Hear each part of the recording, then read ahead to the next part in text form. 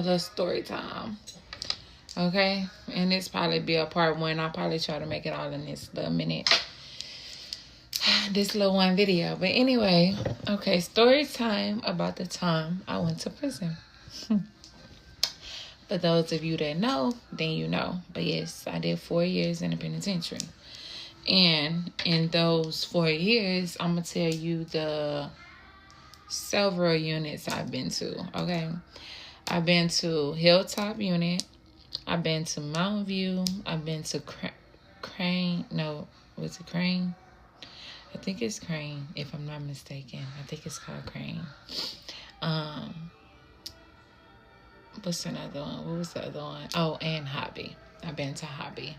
I think I'm missing one more, but I don't know how to say it. I think it starts with an R. I'm not sure. But it's not far from Mountain View. Anyway, so yeah, I've been to those 5 or 6 units. So, and why I went to prison. So I was a runaway at the age of 15. I ran away from my mother's house. Typical girl shit, you know. Father went to prison. Whatever. I just wanted to be in the streets, okay? Looking for love, okay? We're going to put it like that. Let's be real. So, anyways, in the midst of that, I wasn't in contact with none of my parents, okay? None of my people, nobody. My father was in prison. Me and my mama wasn't clicking. Like, we had our ups and downs. Me and my grandma, ups and downs.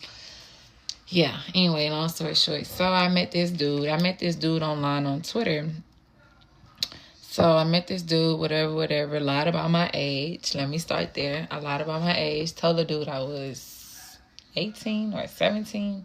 I probably even told him I was 19. I don't know, because baby, if I show y'all how I looked at that age, at 15, mind you, I'm 15, you would have believed me. Okay, y'all know how this generation is.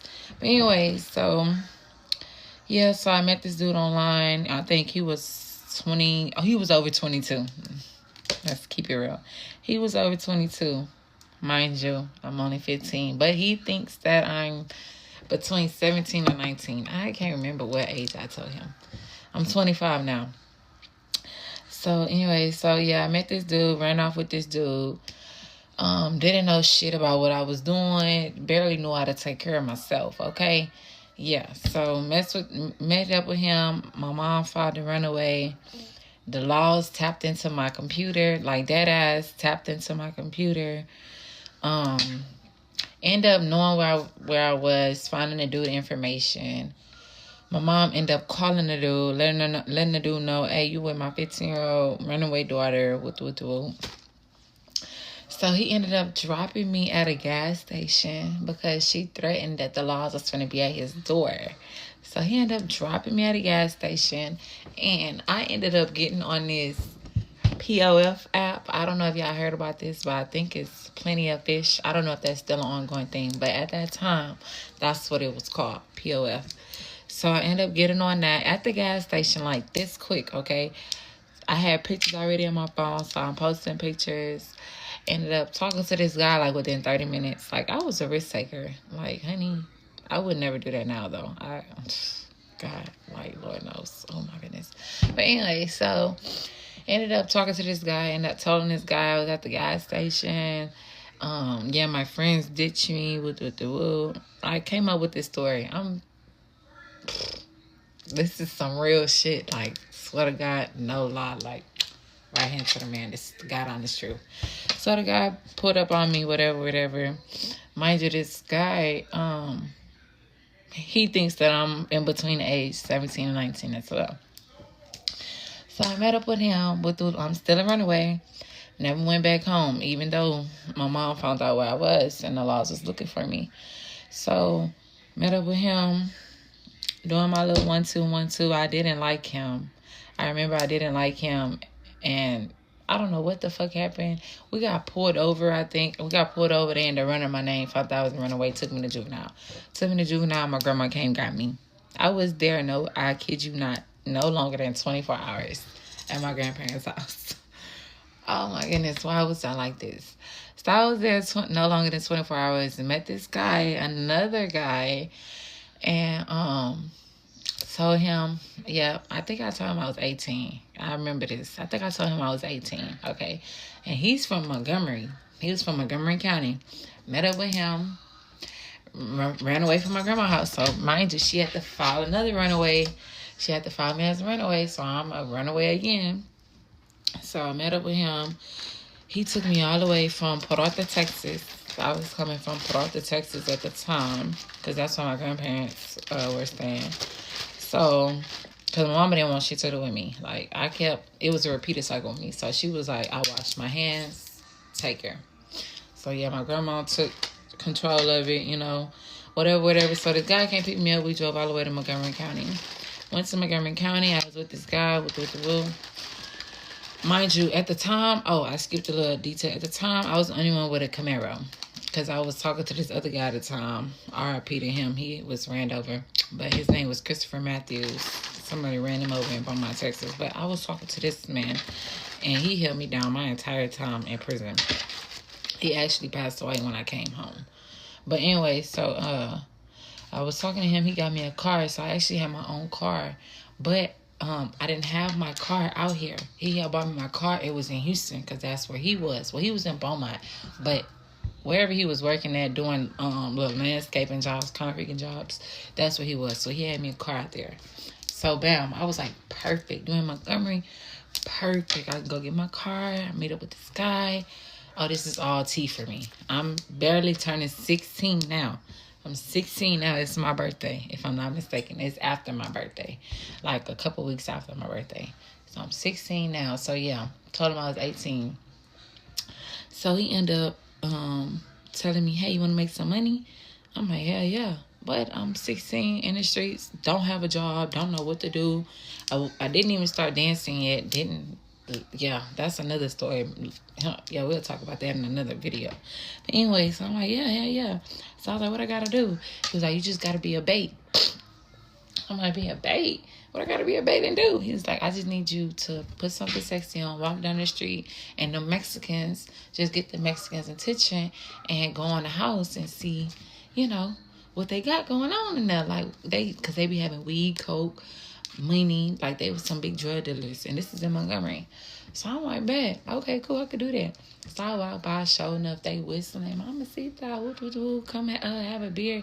If I'm not mistaken, it was one of them fucking nasty ass Coronas, whatever the fuck them shits is in a green bottle. Yeah. So I'm acting like I'm sipping that, mind you, I'm on my phone, but I'm taking pictures on the low, but I'm acting like I'm on my phone drinking beer, but I'm taking pictures of the dude. So when the dude like, hey, you want to come in? I'm like, yeah, come on. I'm like, yeah, let's go. So we go in. Bitch, it's nothing but coke. Hella fucking pounds of coke. Money in the back. You can hear the niggas in the back talking. Close the door. It's like 6 niggas. Close the door. It's hella weed every day. Hella weed everywhere. It's 20s, like big stacks of 20s, like 30,000, 40,000. All on the table. So I'm sitting there, bitch. And mind you, now they watching me because I got my phone out. So I'm hurry up and taking pictures and putting my phone up. So the nigga texting, like he steady texting, like, hey, you good? Because I went in the house. That wasn't part of the plan. So I'm like, I had to take my phone out, and I'm texting, yeah, I'm good. A nigga asked me, the Mexican, like, hey, what you doing over there? Like, what you doing over there? You good? I'm like, yeah, shit, I'm good. I'm talking to my folks. I'm good. So fast forward all that, I ended up leaving, ended up getting up out of there, telling them what's going on. Bam. Ended up setting it up, doing the same thing like that, meeting the Mexicans. They ended up letting me in. It was only 3 of them at the time, and mind you, it's like 4 or 5 of my partners, the nigga that I was fucking with. So bam, I text him, hey, it's a green light. Bam, they all go in, they beat one nigga with the iron steel bat, beat him. They thought he was dead. So long story short, they got away. I didn't, because I was the only one with that Camaro car. Remember, I told you I had a white Camaro. It was cocaine white. I was the only one with that car. Damn. Long story short, I got pulled over, had to put my hands up. I was the only one in the car. They got away. They took me. They like, hey, tell me who did this. Mind you, we thought the nigga was dead. Who they hit with the iron steel, with the bat. He wasn't dead. He got up. He was just unconscious. He went to the neighbors. But anyway, if y'all want more Okay, so y'all wanted a part two, so here it is. So we're on part two anyways. They pulled me over. Mind you, they was already out. Like, they had already got away because they got away through the back door. So mind you, they put me over, telling me, raise my window down, put my left hand out the door, take 10 step back, put my hand up above my head. So keep in mind that when the officer came and arrested me, he like yanked my shoulder, my right arm, dislocated it. In the midst of that, I turned around, punched him. So that's an assault. I broke his nose at that. So that was an assault. Okay, so bam, the lady waited till the lady come to search me down. They took me to county. They like, we'll let you go. You know, they talking to me. They telling me if I cooperate with, they'll let me go because I'm 16. I can go back home to my mother. I'm just under a runaway, and they know that they probably like forced to do what I did. You know, woo. I'm like, I'm not having that. I'm not going back home because I done already got a taste of the streets. So I'm like, yeah, no, that's dead. I'm not telling y'all nothing. And I'm thinking that the nigga gonna have my back, you know? So anyway, push forward. All right, bam. So I go to jail. I go to jail. I go to court. I go to court. When I go to jail, I go to TYC. When I go to TYC, I go to court. When I go to court, they're like, I didn't have no paid lawyer or nothing. I had an appointed lawyer. So they're like, yeah, when you go to court,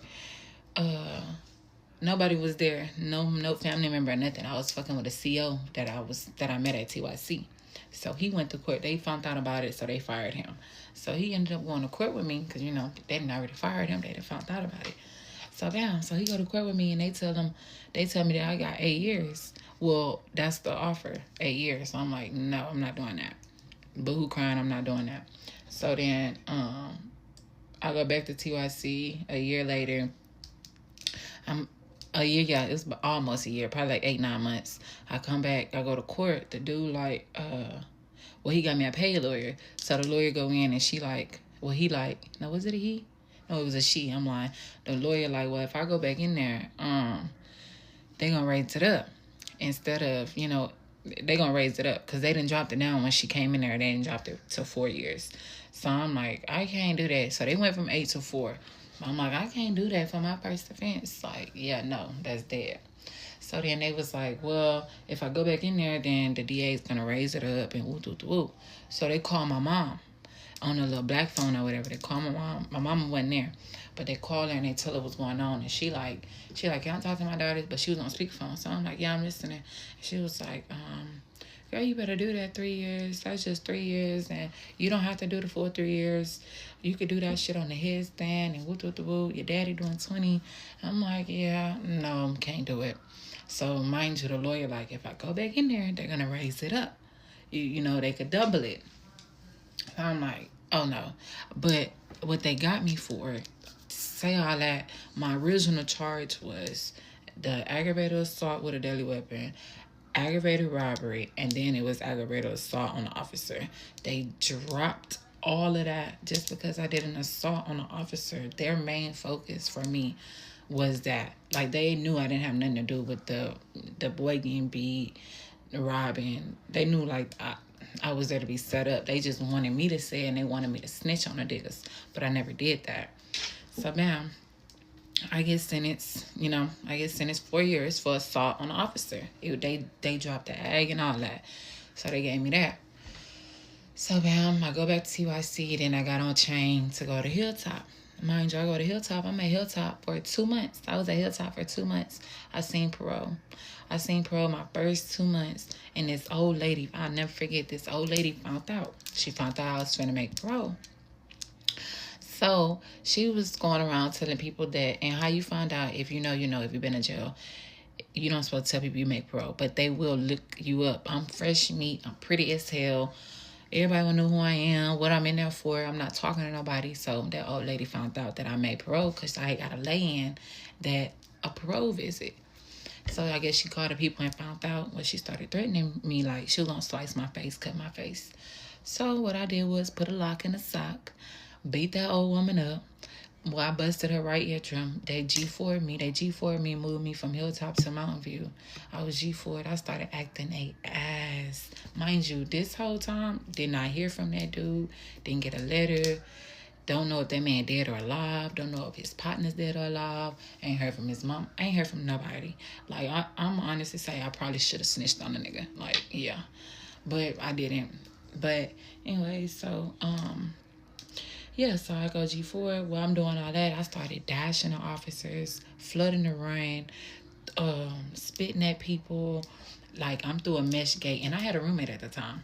Roommate ain't doing me shit, though. But I'm trying to get the fuck away from... I'm just losing my mind. I'm already a year in the system. So then, bam. They G4 me till they G5 me from acting... They turned my water off for 3 days for doing all that. With my water flooding the rain, dashing the officer, just doing the most. They didn't feed me for a day, cut my water off for 3 days, literally cut just my water off. So didn't let me go shower for 3 days or nothing. So then bam, they G5 me, put me in a single man cell. I was in cell 24 by myself, top bunk, all the way in the back. And I did my last 3 years G5. And I did that. I switched units I went from Hilltop to Mountain View, from Mountain View to Crane, from Crane. It's another one. I want to say it's River. It started with an R, I think. I went from there, and then from there, they sent me back to Mountain View. Because Mountain View was a death row sentence, and that was the only sentence also that holded G5 people. Well, they're in Hobby. But because the officer that I dashed G5 was there, because I was dashing 2 when I was G5. So the officer that I dashed G5, they was still at that unit, so they had to UT me to Hobby. I was at Hobby unit, and I pulled chain from Hobby unit. And that's how they went. But I did my full 4 years, like, yeah, full 4 years. Didn't get on no papers or nothing, like. But yeah, that's the story of how I went to jail. And to sum it up, yeah, I didn't snitch on them. No, I never heard from them, never got a visit. And you know what? I don't feel bad about it because it made me. I can honestly say it made me because I was doing a lot of hot girl shit and I needed to slow down. So, but if y'all want more stories, comment and like. I got a lot of stories, so I can definitely give y'all story times.